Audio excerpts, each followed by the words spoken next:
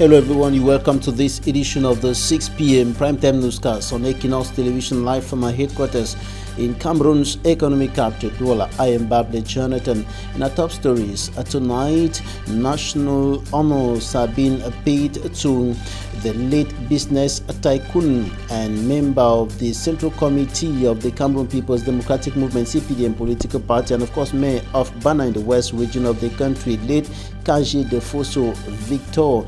It was during a pontifical mass today at the St. Peter and Paul Cathedral here in the economic capital Douala. That mass was presided over by His Lordship Samuel Kleda. He is the Archbishop of the Douala Metropolitan Archdiocese of the Roman Catholic Church and the President of the National Episcopal Conference of Cameroon. And in a similar story, world leaders and royalties paid their last respect to one of Africa's most famous diplomats, Kofi Annan, former Secretary General of the United Nations Organization. His funeral took place today in his home country, Ghana.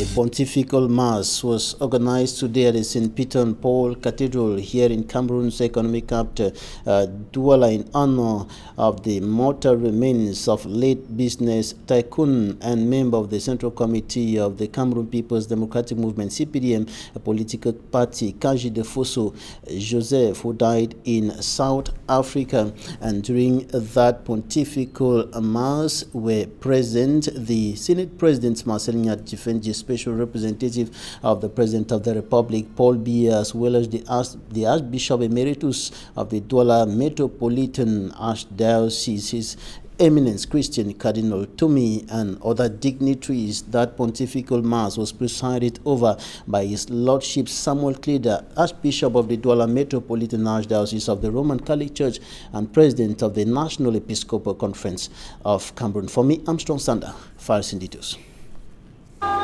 A pontifical requiem mass offered for the repose of a man whom, according to His Lordship Samuel Kleda, Archbishop of the Douala Metropolitan Archdiocese, fulfilled his mission by a positive use of his talents, which consequently created an impact in the lives of many people in Cameroon, Africa, and the world.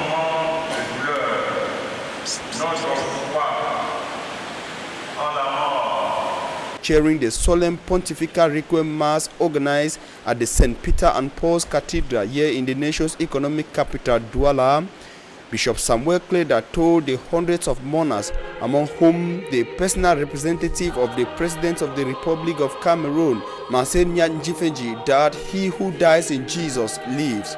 He challenged those present to always be ready to meet God, their Creator, for eternal life. To him, the best gift to offer to Papa Kaji Defoso is to pray for the repose of his soul in the bosom of the Lord. As one man, mourners and family members all join in spirit to pray for the departed patriarch. After the spiritual exercise, family members, colleagues, friends, and many people he impacted say Papa Joseph Kaji Defoso lives in them forever. This is a man that has lived an exemplary life. We are only saying farewell to him. We are saying bye-bye to him. He's gone, and he's gone forever. That's part of life, but there is a difference between somebody coming to life and not serving humanity, and a difference in somebody who has spent all his life to pay tribute to others and to ensure that he established something that will guarantee continuity. We are only going to build on his legacy to ensure that the empire continues and the empire lives on forever. We've lost a visionary, an African visionary, a Cameroonian visionary, a guy who really stamped his authority and his own mark on Made in Cameroon. So we're all very sad. As a Kenyan myself, I have to say, and as a Pan-Africanist, it's also a very sad moment for me. Somebody that we've heard of since I was young in business school. So, I'm really humbled to be able to represent the Business Association, to represent all alcohol producers, Femencam, UCB, SABC, Guinness, and Sauvavin. and we will accompany the family and give all our assistance where possible. The pontifical mass of the late Joseph Kaji Defosu, which is part of the state burial declared by the President of the Republic of Cameroon, Paul Biya, brought together people of diverse social ranks. The program will run till Saturday, September 15, 2018. Family members of the 20-year-old young man shot dead by a female gendarme officer in Mabanda in the Douala 4 subdivision continue mourning the loss, and they have launched a legal action in view of getting justice in the case, as Innocent has reported. Family members, friends and sympathizers continue mourning 20-year-old Xavier Darren Lowe, killed by gendarme bullets Friday, September 7, 2018, around John White in Mabanda Bonaberi in the Douala 4 municipality. It has brought sleepless nights to relatives, especially to Jules Lowe, father of the deceased first child. Perdre un enfant n'est pas facile. It is not easy to lose a child. It is a big blow to a man. My son left the house. About 11 minutes later, I was informed he was shot dead. I have put everything in God's hands. Je ne crois qu'à la justice et je remets tout entre les mains de Dieu. Xavier Darren Lowe was shot dead by a gendarme woman of that neighborhood, as reported by eyewitnesses and friends of the 20-year-old. Ce jour, aux environs de 10 heures, nous étions à la salle de game. We were in a game hall and later joined by Darren, who was from paying his school fees. The serviceman immediately left and alerted the gendarme element of the arrival of Darren he had termed a criminal. Upon arriving, the two gendarmes intimidated my friend, my brother, with a gun. Elle dit, demande à sa collègue, j'espère que tu as bien chargé l'arme comme il était demandé. One of the gendarmes asked the colleague with a gun to execute. Sa collègue a dit que ce n'est pas ce qu'on est venu faire ici là. Elle s'est mise à refuser les 2 balles. Darren tried to escape. Unfortunately, he was gunned down in the laps and chest region. C'est là où elle s'est mise à la prière, à tirer la première balle au niveau de la côte. Et directement, elle charge encore la deuxième balle. We equally learned that the corpse of Darren was not allowed to be touched by the population that gathered and was threatened. C'est là où ils ont vite porté le corps pour mettre sur le taxi pour fuir avec. According to Jules Lowe, his son carried no weapon and it was fake allegation by gendarmes. Tous les témoins, vous êtes allés sur les lieux du crime. He says his first son was not a hoodlum. He was a student, though heady at home like any other child in the quarter. Et c'était un élève en plus. On tue Darren pourquoi? Darren n'a jamais entré dans la maison de quelqu'un dans ce quartier. Only nightmares make up his dreams. Tu ne peux pas dormir normalement quand tu penses que le corps de ton fils est dans un frigo. C'est impossible. Reason why he has decided to file a complaint to the court for his son's killers to be brought to book and punished accordingly. Et le Cameroun est un pays de droit. Je pense que on arrivera au fond et on va punir tous les coupables. Darren's grandmother demands nothing else but her grandson, who has been taking care of her. Comme dans mon enfant. Mais voici, je suis malade. C'est Darren qui me conduit à l'hôpital. Deceased Darren Xavier Lowe, 20 years old, is now lying in the morgue of the Bonasama District Hospital in Bonaberi, Douala 4, pending burial. Consternation still looms in the quarter, and his family and sympathizers continue mourning his shocking death.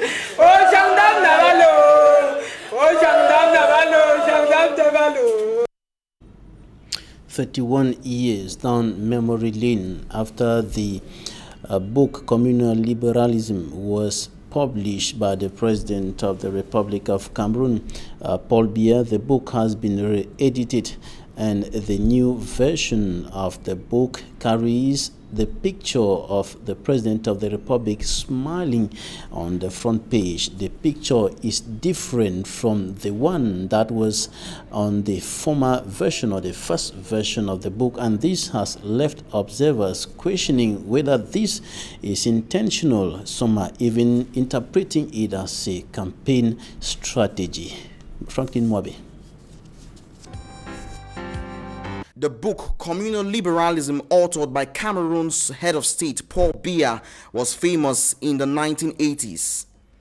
In the book, the head of state Paul Biya introduced the advent of multipartism, which became effective in 1990 after he ruled for 1 year with the one-party system put in place by his predecessor Amadou Ahidjo.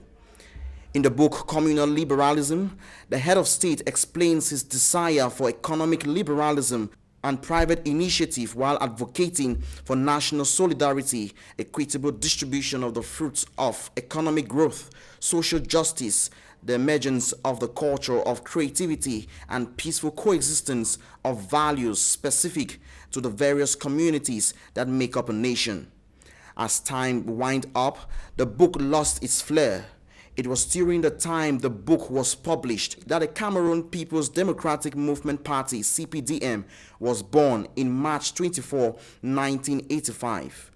31 years later, the book is re-edited and the editor Marcel Fabre receives a Medal of Honor. The content of the new edition has not changed, but the picture of the head of state Paul Biya has changed. With regards to the electoral process marked for the 7th of October 2018, some observers have interpreted the smiling picture of the head of state Paul Biya on his new edition of Communal Liberalism as a campaign strategy. Economic and financial experts in Africa are mapping out strategies to enhance or better still speed up the economic growth or better still the industrialization drive of the African continent. They are meeting here in the economic capital Douala within the framework of intentions or efforts to enhance economic growth in African countries, precisely those in the Central African sub-region. We have details in this report. Calls for Africa's industrialization have been stronger than ever before lately. Industrialization is one of the most talked about subjects among policymakers across the continent, but action on the ground is yet to produce concrete and far-reaching results on this important development marker. Policymakers are mindful of the need to industrialize. We're trying to take the right action. We also face some external shocks. This is also linked with the dependency in commodity product. When you export commodity products, you are regularly faced with external shock. When the price goes down, your revenues also go down. And to move African countries from production to transformation requires huge financial investments, which are difficult to be obtained, even from commercial banks. I don't think commercial banks, with the product they are using to finance the economy, are actually fit to finance is sound and a robust industrialization process as we are expecting one in Cameroon.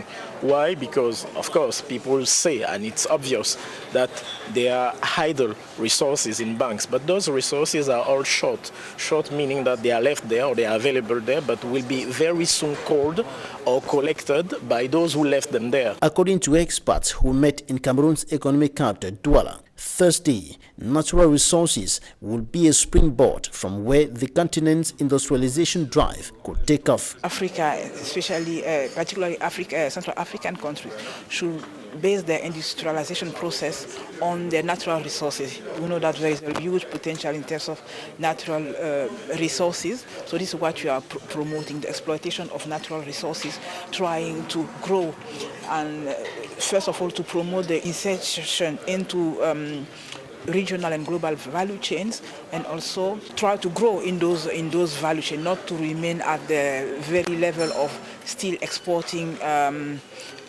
commodities. So we're promoting transformation. Meantime, industrialization has been a campaign promise across Africa, with its acknowledged ability to bring prosperity, new jobs, and better income for all. Yet the continent is less industrialized today than it was 4 decades ago. The contribution of Africa's manufacturing sector to the continent's gross domestic product declined from 12% in 1980 to 11% in 2013, where it has stagnated for the past years. The Bishop of the Nkonsamba Diocese of the Roman Catholic Church in Cameroon has urged education stakeholders in that part of the country to do their best to ensure that they produce better results this 2018-2019 academic year. He was speaking during a meeting on the online registration that has been put in place by the Ministry of Secondary Education this academic year. Inosenazi has more. The academic year is now 2 weeks old. Registration of students has not been easy because of the complex procedure of the online registration system. Most parents, like in Konsamba in the Mungo division of the littoral region, are yet to have their children registered. Those who are yet to do so complain of complexity and time-consuming procedure, which is unfavorable to a busy parent. S'ils ont décidé comme ça, moi je trouve qu'il n'y a pas de problème à ça. Others describe it as hectic, but note it is better to pay the school fees in the bank and that they will adapt gradually. Nous-mêmes les parents, nous ne sommes pas fiers. Ça nous prend un peu du temps, mais on va s'adapter. Another says the new system provides more security. Il y a la sécurisation, mais c'est pénible pour certains. During a back-to-school meeting organized by His Lordship, Bishop Jodene Espoir Atangana of the Nkonsamba Diocese, grouping educational stakeholders, participants were instructed on how to go about the new enrollment process. Après étude du dossier, according to DJ Wafo, a school vice principal, parents must first and foremost bring files of their children for examination, then ordered to go and pay the school fees at a prescribed bank. They are then expected to return to the institution with a receipt which is used to register the child. Nous l'inscrivons au collège. The bishop reminded parents that though the procedure is strenuous and complex, it greatly secures money and corruption buried. Que disparaisse toute attitude liée à la corruption. Students who have successfully registered keep studying without textbooks. They, teachers and parents, are patient till when the textbooks are made available. Out of Cameroon, world leaders and royalties have paid their last respect to one of Africa's most respected and famous diplomats, Kofi Annan, at his funeral in his home country, Ghana. It is the climax of 3 days of mourning which saw thousands of Ghanaians file past his coffin as it laid in state in the capital, Accra. And he was United Nations Secretary General from 1997, the first black African to hold the world's top diplomatic post. He was awarded the Nobel Peace Prize in 2001 for helping to revitalize the international body during a period that coincided with the Iraq War and the HIV/AIDS pandemic. He also played a great role in efforts that led to the settling of the Cameroon-Nigeria tussle over the Bakassi Peninsula. Now in sports, efforts are on the way to ensure that the infrastructures, notably stadia that will host encounters, training sessions, players, supporters, and of course spectators in general, including team officials as well, are ready ahead of the 2019 Africa Cup of Nations. Today, the governor of the central region of the country was at the construction site in Olembe, where the Paul Biya Olembe Stadium is under construction, and he noted with satisfaction that construction works are advancing at a considerable pace. He, however, urged the construction company to step up efforts to ensure that the December deadline is respected. Greater details now in this extract of the project controller Benoit Fabre. We complete 100% of the structure, and now we can work in all the lots of the stadium. Means all finishing, so all partition, all facades, all windows, the seats, and so on. So now all is almost open. So we can work in all directions now. There is no works which prevent to go ahead. So this is a difference. Before July, we did not complete the structure, so we cannot do everything. So now as you can see in the presidential stand, we already complete the technical lots at the level 0. We almost complete in 1 week all the partition. So now the works are going faster and faster, because instead of to work on one way, we work on maybe 10 ways now. And are you reassuring the government that you deliver the goods? Thanks, ladies and gentlemen, for staying with us. That's it for the first segment of this newscast. Coming up next, Talking Point.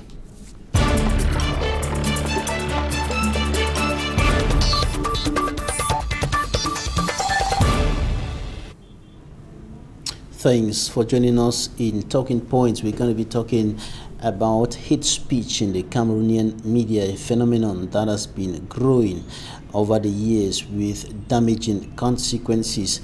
And of course, we'll also be looking at fake news with a journalist from the Cameroon Radio Television, CRTV. Charles EBUNE, you're welcome. Thank you very much, Jonathan.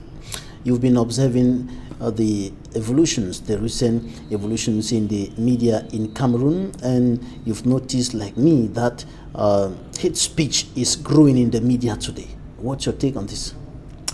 Well, it's quite worrying and it's quite preoccupying, but let me just start with maybe an anecdote, and which of course is a real-time anecdote. There was a time that there was a video circulating across the world where there were Palestinian children in a class, and it was a mathematics lesson, and the students were asked that 3 minus 3, and nobody provided the answer. But when the teacher turned the question this way, that if you have 3 Israeli soldiers in front of you and you kill all the 3, what will be the answer? And everybody said 0.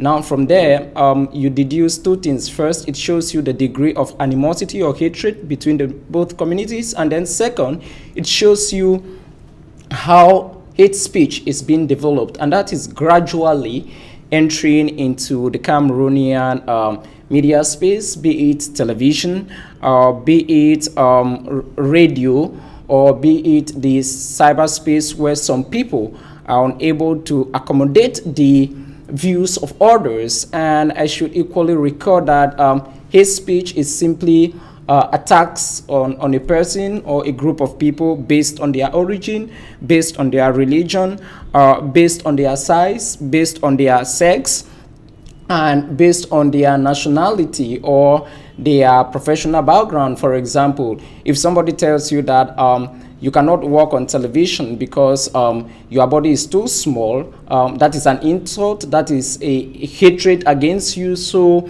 you should complain about whether the person is competent or incompetent. The issue is not where you come from, or let me say from the far north, you studied in English and they tell you that you can't operate here because you speak in English or French. The issue should be, is that person speaking good English or French? That should be the issue. Now, the problem is even more critical at this point in time because of the socio-political atmosphere in Cameroon today, precisely looking at the Anglophone problem, which has to an extent escalated because of hate speech propagated by some journalists and some individuals through the media, the audiovisual and the print media as well.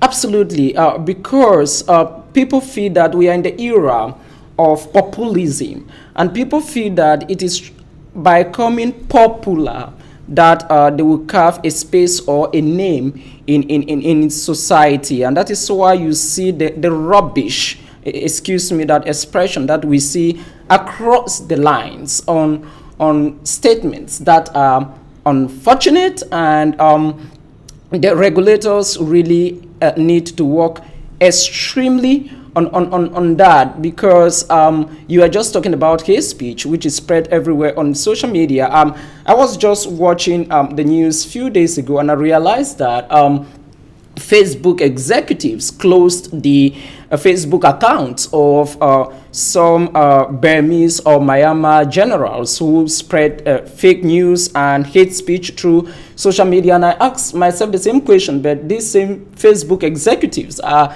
very much aware of Cameroonians who are using Facebook or Twitter to spread fake news, and they can equally close their account. And I think that is what the issue is today, because it's quite easier to do that on radio or on online than to do it on radio and television or the newspaper. And the National Communication Council has been talking on this, has been doing a lot to curb or why not eradicate hate speech in the audiovisual and as well as the print media, but very little is done as far as the social media is concerned.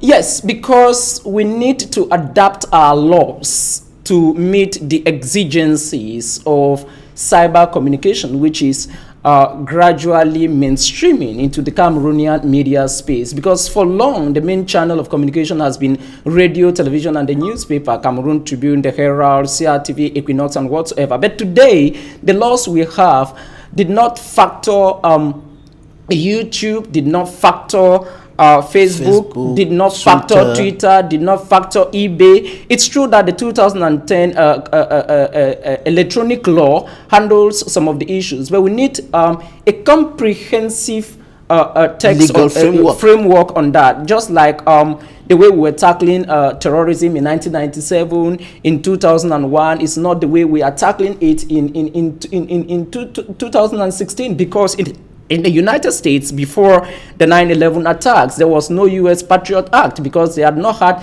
that massive destruction by terrorism. Now, when that happened, we had it. So you saw that when Boko Haram came in, the famous Boko Haram law, or the law on terrorism, was passed in 2014. That provided a new benchmark on how we need to react as a community. But that should equally happen with the case of fake news, and that is where the seminar or event organized in Yaoundé a few days ago by the National Communication Council is good, so that they can get views across the board. They should work with journalists, editors, media gurus, and government officials, so that when we produce a comprehensive text, everybody will be identified. And just like hate speech, fake news is spreading like wildfire today, especially on the internet, because of the growing phenomenon of citizen journalists. People, everybody wants to become a journalist today, posting, publishing just everything they get.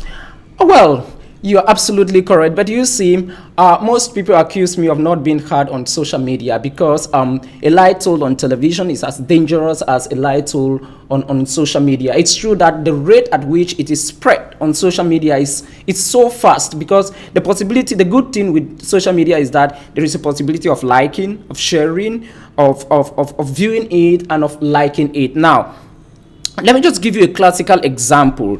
We are in 2016, and the Leave the European Union campaign, insofar as Brexit is concerned, produced a fantastic lie, saying that, oh, look, if we don't leave the European Union, the NHS, the National Health Service, pays 350 million pounds or euros weekly to the European Union. So such stories of lies telling, you can go on. Hillary Clinton sitting in a pizza gate somewhere in Washington eating human flesh. You can go on and on and on, and you cite them. So fake news today is greatly associated with conspiracy theories that virtually are not correct. Let me just give you an example. I hear a few people say that, well, in the former British, in the former West Cameroon, we used to elect our prime ministers. I said, but wait a minute. From 1960 to 1965, Foncha was a prime minister appointed by Ijo. From then, Joa was a prime minister appointed by Ijo.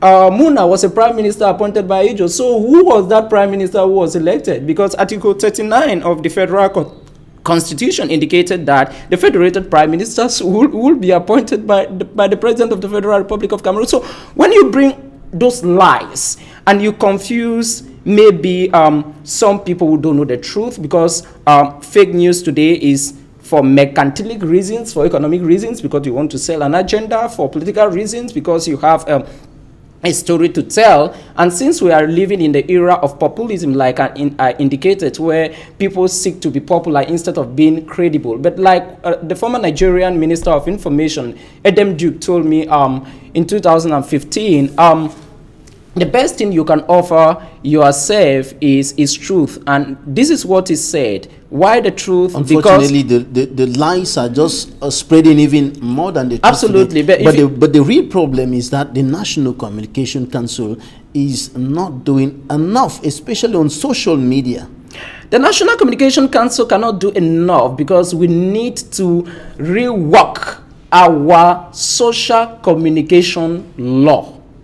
The French have done that. The Germans have done that. The Americans are doing that after all the troubles of the 2016 election.